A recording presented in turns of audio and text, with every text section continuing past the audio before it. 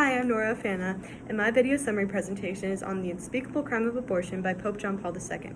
Pope John Paul II believed that abortion was one of the highest crimes one could commit and thought of it as unspeakable.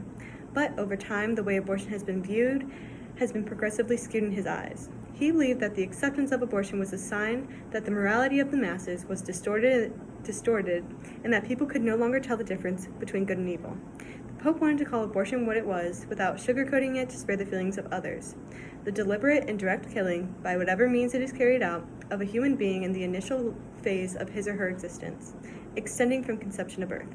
In other words, he believed that abortion was murder and should never be considered under any circumstances.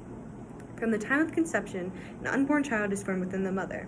These children are the most innocent, weak, and defenseless beings in existence, and they have an undying trust that they will be cared for and loved. Anyone who chooses to kill that child is an unjust murderer in the eyes of the Pope. However, the Pope does acknowledge that deciding whether or not to have an abortion is usually a painful and tragic one for the mother. Often, the motives behind abortion aren't inherently selfish and are out of concern for the health of the mother or the child. Sometimes it is feared that the child will live in less than ideal circumstances once they're born and would create more problems if they're born than if they weren't.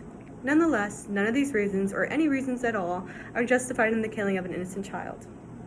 Sometimes, the woman carrying the child is pressured into getting an abortion, whether it be from the father, other family members, or doctors or nurses looking out for the health and safety of the patient. In the Pope's eyes, these people are promoting evil and death and should be ignored. Pope John Paul II also believed that legislators were to blame for the destigmatization of abortions. They spread and encouraged sensuality and made it so motherhood was something to be avoided. Those in power have been complicit while abortion has been legalized around the world, and they are the ones to blame for the immense threats facing humanity and civilization due to abortion. Some people are trying to justify abortion by arguing that the fetus isn't created right after conception and that it takes a little while for a human life to actually be formed. The Pope believed that this was far from the truth, and the child's life is created right at the time the egg is fertilized.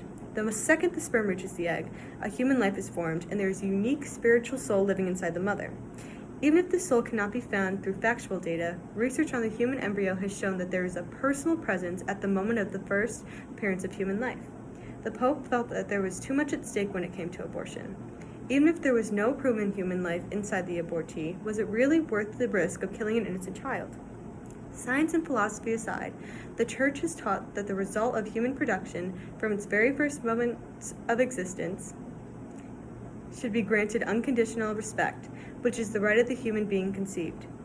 Pope John Paul II believed that the fetus should be treated as a person from the moment of conception, and aborting it has the same severity as killing a child that has already been born.